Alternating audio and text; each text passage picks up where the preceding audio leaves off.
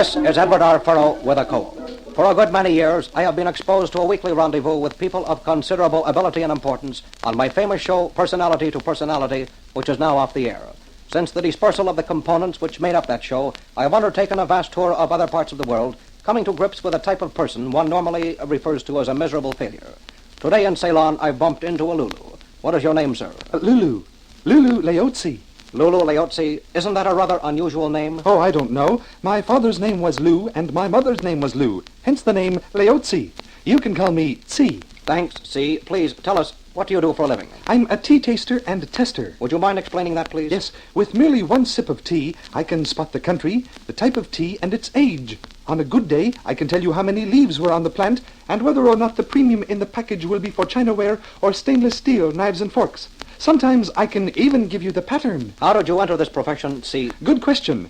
I believe I felt my first stirrings towards being a tea taster and tester when, after a hangover in front of a mirror, I discovered I had a tongue 14 feet long. 14 feet long? But it's only a 1/16 of an inch thick. That does make the difference. Is it an attachment you have? Do you keep it in a pouch? No, it's permanent. I just keep it curled up here in my mouth.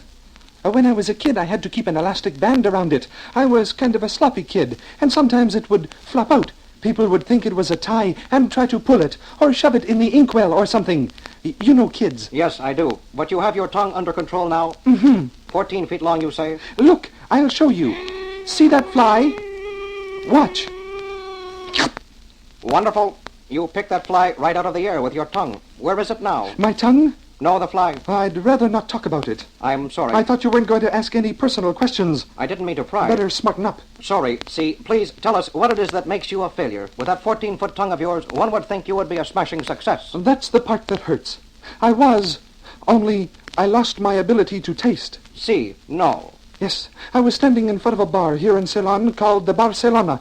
I was so thirsty, my tongue was hanging out. And when I wasn't looking, a truck ran over it.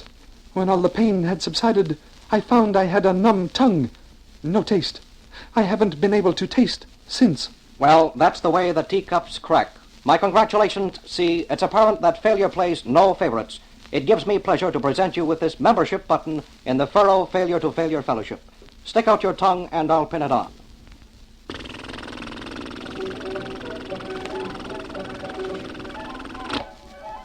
Ouch! Good luck.